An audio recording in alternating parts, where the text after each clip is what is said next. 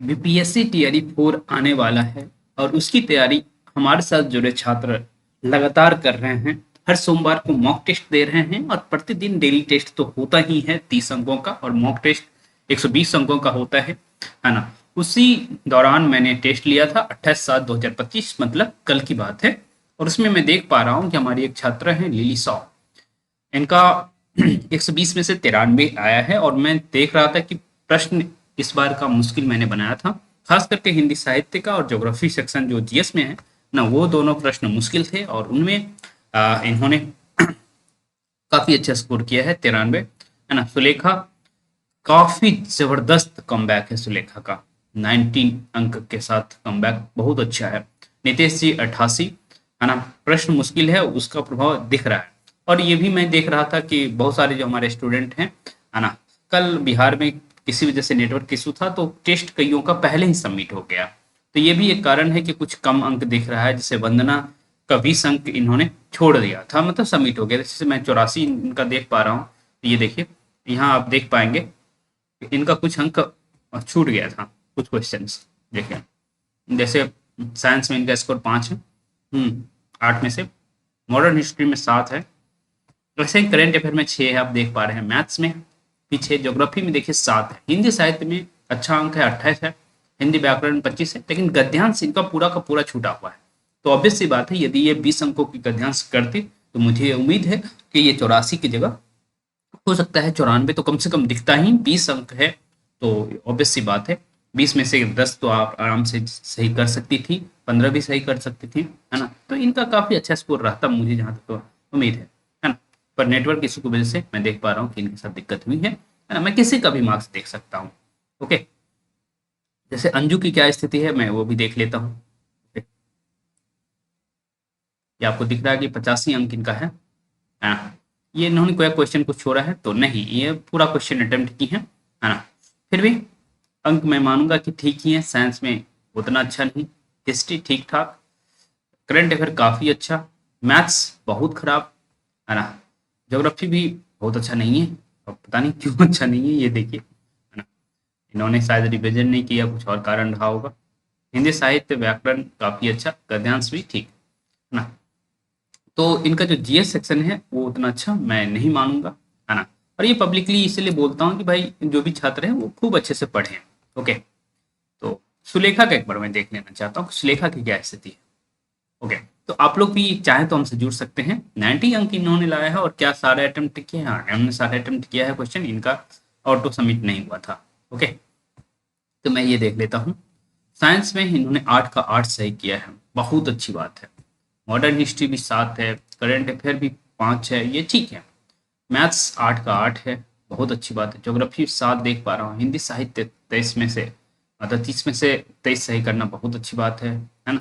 तो इनको जहाँ तक मैं देख पा रहा हूँ कि जीएस इनका काफ़ी अच्छा चल रहा है, पर हिंदी साहित्य सेक्शन थोड़ा बहुत ये और इम्प्रूव कर सकती है। जैसे व्याकरण में इन्होंने 20 सही किया है, तो ये 10 अंक गलत किया है, तो ये इसको सही किया जा सकता है। ऐसे ही हिंदी साहित्य में इनका 23 है तो 7 गलत नहीं होना चाहिए, है ना। हालांकि मैंने हिंदी साहित्य का प्रश्न काफ़ी हार्ड बनाया है, मुझे पता है। आप लोग चाहेंगे तो क्वेश्चन भी मैं दिखा सकता हूँ, है ना। यहाँ देखिए क्वेश्चन दिख जाएगा, व्यू सॉल्यूशन में जाएंगे तो क्वेश्चन दिखना शुरू हो जाएगा।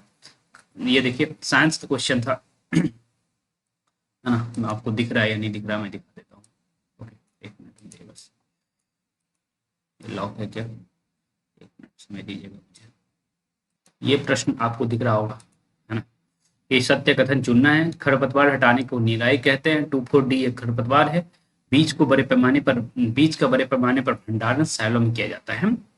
तो पूछा गया था सत्य कथन। वास्तव में ये तीनों के तीनों स्टेटमेंट सही है ना। मैंने नीचे लिख भी दिया है सॉल्यूशन में, सभी कथन सही हैं। वास्तव में 2,4-D एक खरपतवार नाशी है और खरपतवार हटाने को निराई कहते हैं। और साइलो आप जानते हैं, जब आप पंजाब हरियाणा के साइड से गुजरेंगे तो काफी साइलो दिखता है अडानी कंपनी का, है ना। ऐसे आपके एनसीईआरटी में ये बात लिखा हुआ है। ओके, ऐसे ही नेक्स्ट प्रश्न की तरफ जाएंगे तो आपको दिखेगा क्या है। यदि दो समतल दर्पण को 90 डिग्री पर रखा जाए तो कितने प्रतिबिंब बनेंगे? तो वास्तव में एक वस्तु का 3 प्रतिबिंब बनेगा। और क्यों बनेगा मैंने यहाँ सॉल्यूशन दे दिया है। तो ऐसे ही हर एक चीज का सॉल्यूशन दिया हुआ है। जैसे इनका मॉडर्न हिस्ट्री में देखिए, दिख रहा है कि भाई 7 एक इनकरेक्ट है और 7 करेक्ट है, इनका दिख रहा है ना। तो 7 इनका सही है। तो ऑब्वियस सी बात है बहुत अच्छे से पढ़ी होंगे, और मैंने कोशिश किया कि जो सिलेबस आपको दिया गया था उसी से मैं पूछूं और सारा सारा कवर करने का कोशिश करूं। ठीक है, तो ऐसे देखिए ये प्रश्न, भारत माता की छवि अवनींद्रनाथ टैगोर ने 1901 में बनाया था, जो कि गलत है ना। इन्होंने एक में नहीं बनाया था, 1905 में बनाया था, आई थिंक, हाँ 1905 में बनाया था। ऐसा ही नमक यात्रा के दौरान गांधी जी के 88 सहयोगी थे, है ना, ये 88 ने 78 सहयोगी थे, है ना, तो ये भी स्टेटमेंट गलत हो गया। बाबा रामचंद्र फिजी में गिरमिटिया मजदूर थे, तो ऑब्वियस सी बात है ये सही है। ओके, तो केवल वही स्टेटमेंट सही होता। ऐसा ही बहुत सारे आप प्रश्न देख सकते हैं हिस्ट्री का भी। Dadabhai Naoroji poverty and un British rule in India लिखा, आपसे पूछा गया था असत्य कथन। कर्जन ने 1909 में भारत विभाजन किया, बंगाल विभाजन किया, तो ये देखिए 1905 होता है यहाँ। नाटाल कांग्रेस की स्थापना 1895 में हुई, ये बात सही है। ओके, तो यही देखिए बंगाल विभाजन 1905 में किया गया है। ओके, तो यही स्टेटमेंट मतलब आपको चूज करना चाहिए क्योंकि यही असत्य है। ऐसे ही और सारे प्रश्न मैंने पूछा था।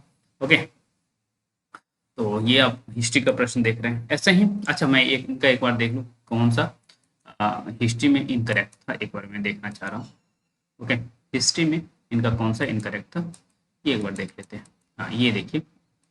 ओके, वीर लखन नायक को किस वर्ष फांसी दी गई थी? ये ऑप्शन मतलब जनरली ये प्रश्न आपको देखने को नहीं मिलेगा, ये क्लास 8वीं या 8वीं में ही से ही मैं उठाया हूँ, आई थिंक, है ना। तो 1942 में इनको फांसी दिया गया था वास्तव में। ओके, 43 में नहीं दिया गया था। ओके, तो ये एनसीईआरटी से ही उठाया गया है, तो आप पढ़ेंगे बहुत डीप में तब आपको मिलेगा। ये देखिए अवंतीबाई लोधी कहाँ की थी, ये भी नया प्रश्न है एक तरह से देखा जाए तो। राजगढ़ की है, मंडला क्षेत्र में पड़ता है ये। ओके, तो ऐसे ही बहुत सारे नए नए प्रश्न मैं कोशिश करता हूँ कि लाऊं। ओके, ज्योग्राफी में भी काफी शानदार प्रश्न आपको देखने को मिले थे, है ना। तो देखिए सत्य कथन चुनना था, ऐसे ही इसमें सर्वाधिक क्षेत्रफल कनाडा का है ना, ऐसा मैंने बोला था। भारत का क्षेत्रफल 2.8 है ना। आपको सत्य कथन चुनना था क्षेत्रफल की दृष्टि से। भारत विश्व का 8वां सबसे बड़ा देश है, तो ऑब्वियस सी बात है सभी का सॉल्यूशन मैंने दे दिया है, तो यहाँ आपको दिख रहा है उपयुक्त में से कोई नहीं इसका उत्तर होगा, क्योंकि देखिए विश्व का सबसे बड़ा देश रूस है, 2.4% भारत का वैश्विक क्षेत्रफल की तुलना में है ना। और क्षेत्रफल की दृष्टि से विश्व का सबसे 7वां सबसे बड़ा देश भारत है। तो ऐसे ही ज्योग्राफी को मैंने कवर किया। और देखिए निम्न में से कितने राज्य बांग्लादेश की सीमा को छूते हैं? मैंने आपको कहा था पश्चिम बंगाल के साथ एटीएम स्क्वायर कर लीजिए, लेकिन उसमें मनी नहीं रहेगा, तो मणिपुर और नागालैंड नहीं होगा उत्तर, बाकी ये 3 हो जाएगा, तो 3 ही उत्तर हो जाएगा। ठीक है, तो जो हमारे स्टूडेंट है जो लगातार पढ़ रहे हैं, है ना, तो उनको इस तरह में दिक्कत नहीं होगी। ओके, चलिए, हिंदी साहित्य के प्रश्न मैंने वाकई बहुत मुश्किल बनाए थे, है ना। देखिए थोड़ा सा लेवल हाई कर दिया था मैंने। निम्नलिखित कथनों पर विचार करिए, कथन 3 स्टेटमेंट दे दिए हैं मैंने, फिर उसके बाद विकल्प चुनने के लिए कहा दिया था कि भाई सत्य कथन चुनो। तो ये मुश्किल प्रश्न है ना, थोड़ा सा कह सकते हैं कि भाई नेट के लेवल का प्रश्न मैंने पूछ दिया था, लेकिन ये जान से किया गया है। मैं चाहता हूँ कि भाई आप लोग थोड़ा सा एग्रेसिवली तैयारी करें। ओके, तो ऐसे ही कई सारे प्रश्न मैंने जान से इस तरह से किया था, और मेरे पास ये सुविधा है कि मैं अब ये इस तरह से क्रिएट कर सकता हूँ।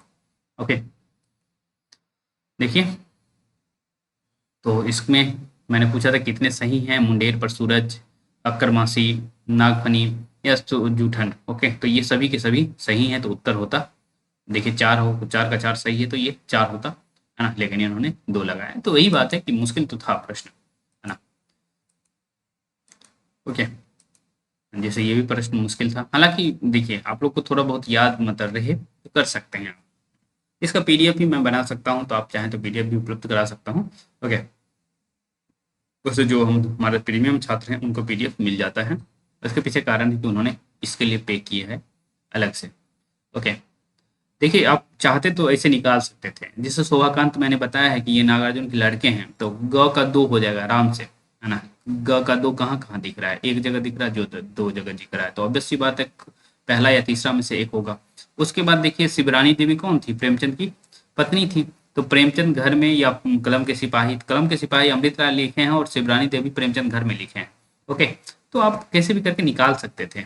ओके, तो मैंने नीचे हालांकि सॉल्यूशन देने की जरूरत नहीं है, क्योंकि सही उत्तर तो आपको पता है, इससे मैच आप करा लेंगे।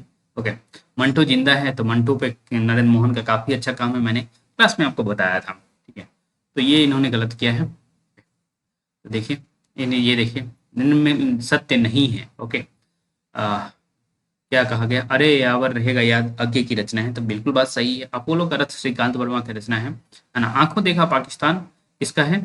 ये इन्होंने कमलेश्वर इस वाले स्टेटमेंट को गलत कर दिया है, वास्तव में ये भी सही है, तो इसका उत्तर उपयुक्त में से कोई नहीं होता है ना। तो इन्होंने इस प्रश्न को गलत किया, तो जो कि अच्छी बात नहीं है ना। जैसे देखिए फर्नीचर नाथ रेणुका रिपोर्ट ताज एकलव्य के नोट्स रिंदा झलझर नेपाली क्रांति कथा तीनों हैं, तो उपयुक्त में से कोई नहीं है। ये पूछा गया क्या, रिपोर्ट ताज है पूछा गया, तो ऑब्वियस सी बात है उपयुक्त में से एक से अधिक हो जाएगा, है ना। तो आप कर सकते थे, ठीक है। ऐसा ही हिंदी व्याकरण के कई सारे प्रश्न हैं, है ना। इन्होंने 10 प्रश्न गलत किया है। ओके, कनक का अर्थ नहीं है, ओके, तो हीरा नहीं है, तो सोना अर्थ तो वर्ण का अर्थ तीनों होता है ना। उसके बाद सही नहीं है आपसे पूछा गया था शब्द और विपरार्थक, तो ये अब मैंने सभी के सभी गलत लिख दिया है, नीचे सॉल्यूशन भी दे दिया हूँ। आधुनिक अर्थ विपरार्थक प्राचीन होता है, अनुरक्ति विरक्ति आदान प्रदान, है ना। तो ये इस तरह से मैंने क्वेश्चन बनाया था। तो आप चाहें तो हमसे जुड़ना चाहें तो जुड़ सकते हैं, नहीं मन करे तो कोई दिक्कत नहीं, फ्री टेस्ट आप दे सकते हैं, है ना। क्लासेज भी उपलब्ध है, सब कुछ है, जैसी आपकी इच्छा। ओके, बाकी जो हमारे साथ जुड़े हुए साथी हैं उनसे निवेदन है कि आप लोग थोड़ा अच्छे से पढ़िए, क्योंकि टीआरई 4 आने वाला है और आप क्लास लिए हैं फिर भी आप इस तरह से गलत करेंगे तो नहीं अच्छा रहेगा आपके लिए, है ना। हालांकि इन्होंने काफी अच्छा किया है। चलिए दूसरी तरफ चलते हैं। ओके,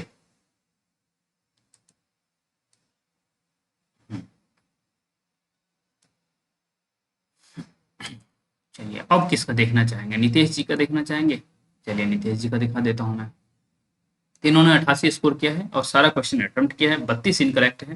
तो मैं देखता हूँ कि इनका क्या स्थिति है, व्यू सॉल्यूशन में नहीं जाऊंगा, है ना, समरी देख लेते हैं। ओके, इधर से समरी दिखेगा आई थिंक। ओके, यहाँ से मैं ओके, यहाँ इनका समरी देख सकते हैं हम लोग। साइंस में मात्र इनका 3 सही है, जो कि बहुत गलत है। तो मॉडर्न हिस्ट्री 6 सही है, चलिए अच्छी बात है ना। करंट अफेयर 7 सही है, ये भी बहुत अच्छी बात है। मैथ्स 4 ही सही है, ज्योग्राफी 6 सही है ना। हिंदी साहित्य काफी अच्छी बात है, 29 सही, क्या बात है। व्याकरण 23 सही है, गद्यांश 10 सही 10 गलत। तो कहीं ना कहीं मेहनत करने की जरूरत है जीएस सेक्शन में, मैं जहाँ तक देख पा रहा हूँ। और गद्यांश पता नहीं इतना क्यों गलत हुआ है। ओके, तो जीएस सेक्शन नीतीश जी यदि सुन रहे हैं हमारी बात, तो आप जीएस में काफी मेहनत करिए। साइंस में 3 ही क्यों सही हुआ, है ना, ऐसा क्या हो गया कि 3 ही सही है। हालांकि आज क्लास में मैं डिस्कस भी करूंगा सब, सारा का सारा पेपर आज मैं डिस्कस करने के मूड में हूँ, क्योंकि अपने पास समय रहेगा अभी 1 घंटे का, है ना। 9 से 10 के बीच मैं डिस्कस करूंगा रात में। ओके, तो आप जुड़ जाइएगा, ठीक है। और यूट्यूब पर भी लाइव कर दूंगा, ठीक। तो चलिए, इस तरह से मैं सबका देख लिया हूँ, और जो हमारे स्टूडेंट हैं उनसे निवेदन है कि खूब पढ़िए। ओके।